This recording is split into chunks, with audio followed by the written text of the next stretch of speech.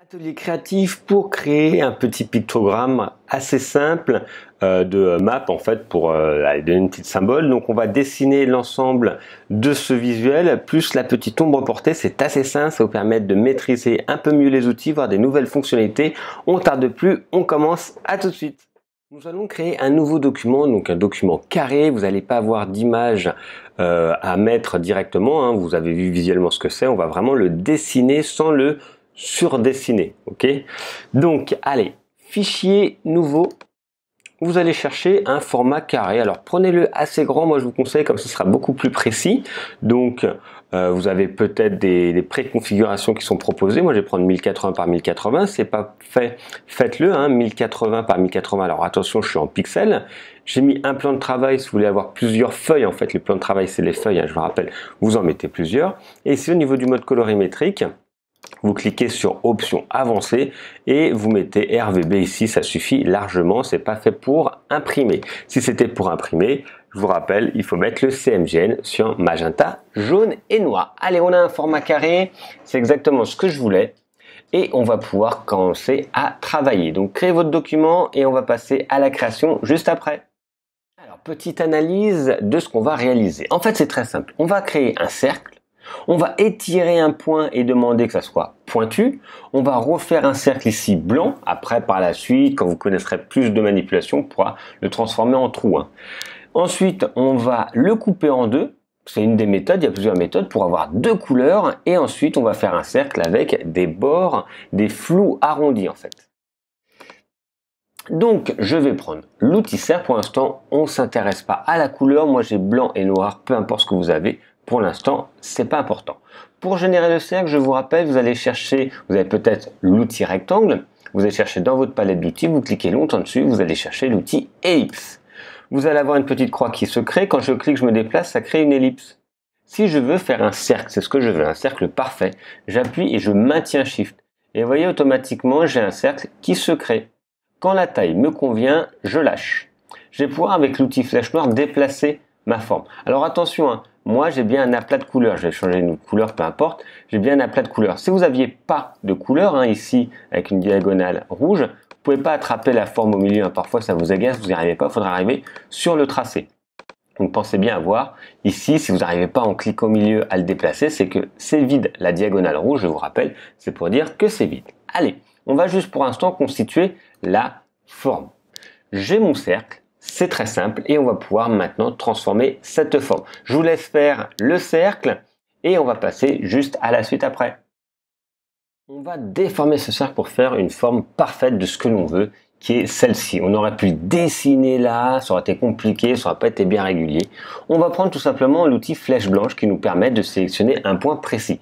Là, le cercle est constitué de 4 points. Ils sont en bleu, c'est que tous les points sont sélectionnés.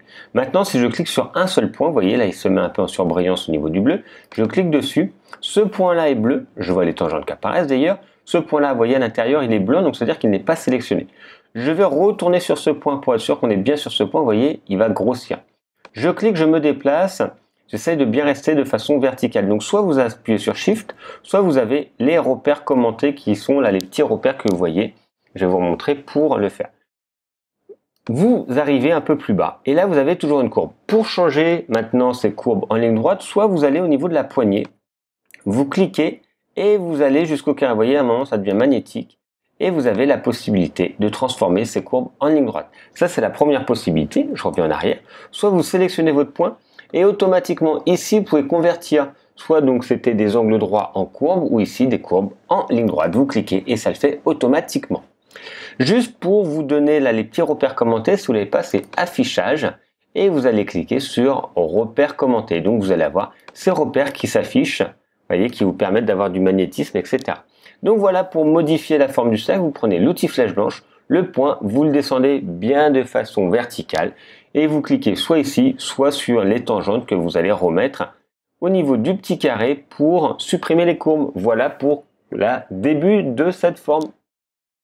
On va faire la mise en couleur pour avoir ici les deux couleurs.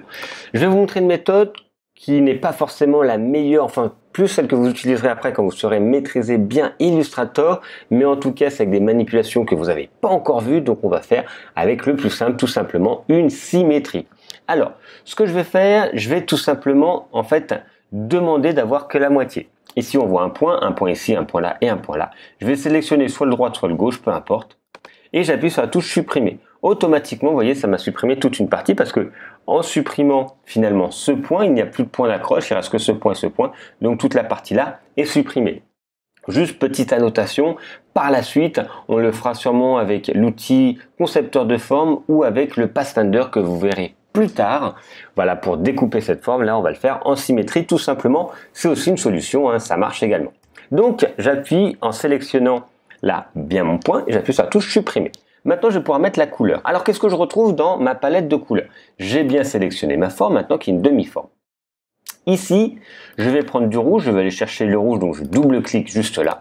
Et je vais aller chercher le rouge ici tout en haut, là. Donc rouge à 255,00 et je fais OK.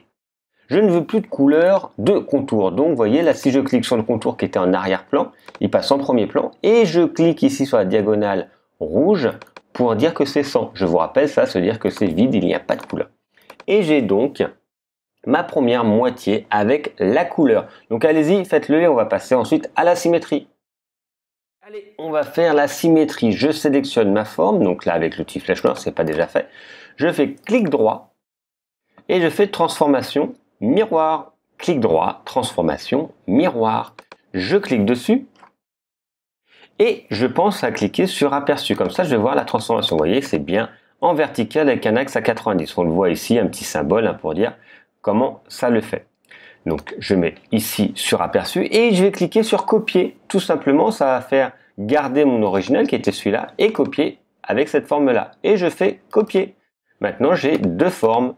Il suffit plus que de la prendre avec l'outil flèche noire et je vais le déplacer. Et automatiquement, il va bien se placer grâce aux repères commentés et au magnétisme. Je vous rappelle ici les repères commentés et vous pouvez mettre magnétisme du point. Comme ça, automatiquement, même s'il est un peu décalé, si vous vous rapprochez, hop, ça va automatiquement bien se caler. Il suffit de sélectionner une des moitiés, je reprends la couleur, et là, je vais prendre une couleur juste un peu plus foncée. Et je valide, et j'ai bien mes deux moitiés qui sont ici. Il va me rester plus qu'à faire le centre et l'ombre, voilà. Donc, j'ai sélectionné, clic droit, transformation, miroir. J'ai fait une transformation verticale en cliquant sur copier. J'ai ensuite bien positionné les deux, j'ai sélectionné et j'ai changé la couleur. Voilà pour la couleur de l'autre moitié. Plus que deux étapes très simples, on va réutiliser le cercle. C'est un peu l'objectif de ce cours. Alors, je reprends l'outil cercle. S'il a disparu par n'importe quelle manipulation, vous cliquez longtemps dessus. Je vous rappelle que quand il y a un petit triangle en bas, si vous cliquez longtemps dessus, c'est qu'il y a un sous-menu, un sous-outil de l'outil qui est sélectionné. Je prends l'outil cercle. Là, cette fois, je me remets bien sur l'axe parce que je voudrais que ça soit bien au centre.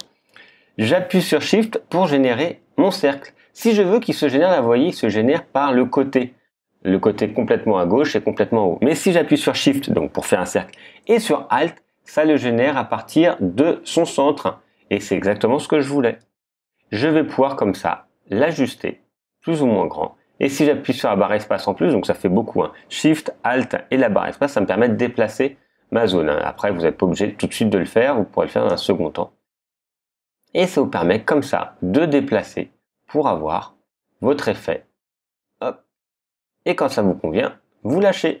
Vous avez donc, après vous pouvez le replacer manuellement, vous allez pouvoir le replacer ici, si vous voulez, pour que ce soit à peu près calé à ce niveau-là. Vous avez d'autres méthodes après pour le changer, on aurait pu le faire avant pour que ce soit bien au centre, mais là vous pouvez le faire visuellement. Il vous suffit de changer la couleur ici pour le mettre en blanc. On verra par la suite et vous comprendrez vous-même par la suite qu'on pourra faire un trou ici, parce que là le problème c'est si je le déplace, on voit bien que c'est une couleur, hein, c'est pas un trou, mais ça c'est pas forcément gênant, mais en tout cas vous verrez d'autres manipulations pour faire des trous à l'intérieur de forme. Donc là j'ai mon cercle, il me reste plus qu'à faire de nouveau une ellipse. Cette fois je n'appuie pas sur Shift pour faire un cercle parce que je veux bien une ellipse, et je vais la faire pour qu'elle se génère à partir du centre. Voilà, quelque chose d'aplati, hein, c'est l'ombre portée qui va se créer. Je transforme, au lieu du blanc, je prends du noir. Donc là, c'est toujours la même manipulation. Et là, petit effet que je vais réaliser, effet spécial, contour progressif, ça va faire du flou sur en fait ma forme. Je sélectionne et ici je pense bien cocher sur aperçu, comme ça je vais voir le rendu. Et vous voyez, plus le rayon est important, plus il y a un flou qui est important. Donc après, ce sera à vous de voir un peu ce que vous voulez. Vous validez. Et vous avez donc ici votre ombre portée de votre volume, de votre petite icône. Voilà pour réaliser cette icône. Il ne vous restera plus qu'à l'enregistrer, fichier enregistrer sous. Voilà.